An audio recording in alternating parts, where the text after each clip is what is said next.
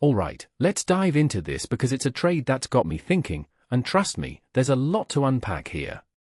So, the Cubs just pulled off a deal with the Angels, bringing in reliever Ryan Zeferjahn, and personally, I think this move is way more interesting than it's being made out to be. Here's why: it's not just about adding a hard-throwing arm to a bullpen that's been, let's be honest, a bit of a mess this season. What makes this really interesting is the timing and the cost. The Cubs are in a weird spot. They've had more relievers on the injured list than I can count, and their bullpen has been a game of musical chairs with 15 different players notching saves.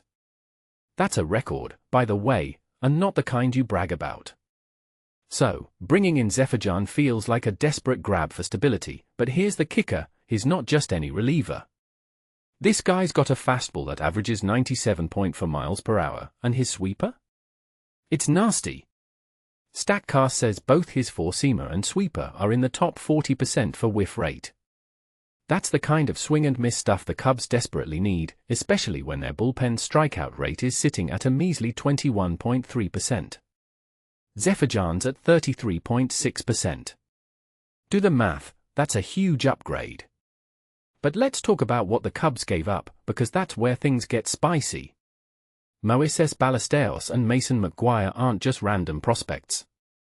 Ballesteros was their #1 prospect before the season started, and McGwire, yeah, Mark McGwire's son, was having a breakout year and just made the All-Star Futures game. So, why trade them? In my opinion, it's a gamble on the Cubs' part. They're betting that Zeferjahn can be a late-inning anchor for years to come. He's 28 but under team control until 2030. That's a long leash for a reliever, but if he performs, it's a steal. What many people don't realize is that the Cubs' bullpen has been a revolving door because of injuries, not just performance.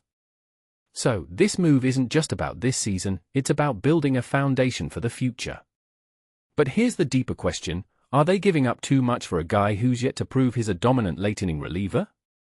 Zeferjahn's era is solid at 3.66, but he's also walking over 6 batters per 9 innings. That's a red flag, especially in high-leverage situations. From my perspective, this trade is a classic risk-reward scenario. The Cubs are desperate for stability, and Zeferjahn's stuff is electric, but they're paying a premium for it. Ballesteros and McGwire could both be impact players down the line, and giving them up for a reliever, even one with Zeferjahn's potential, feels like a big swing.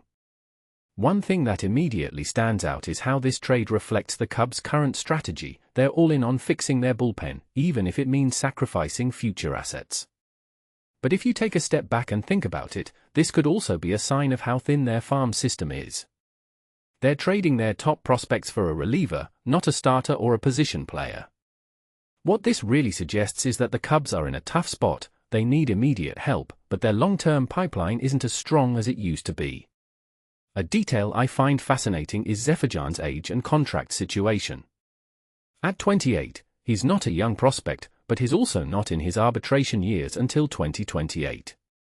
That gives the Cubs a lot of flexibility, but it also means they're banking on him staying healthy and effective for the next few years. Relievers are notoriously volatile, so that's a big ask. Personally, I think this trade will be judged harshly if Zeferjahn doesn't become a shutdown late-inning guy, but if he does, it's a masterstroke. What this trade really boils down to is a bet on potential, both Zeferjahn's and the Cubs' ability to develop him into the reliever they desperately need. So, here's my closing thought: this trade is a high-stakes gamble, and it's going to define how we view the Cubs' front office in the coming years. If Zeferjahn becomes the closer they've been missing, it's a brilliant move. If not, they've given up 2 of their best prospects for a reliever who might just be a middle-of-the-pack arm. What do you think? Is this a smart move, or are the Cubs giving up too much? Let me know in the comments. I'm curious to hear your take.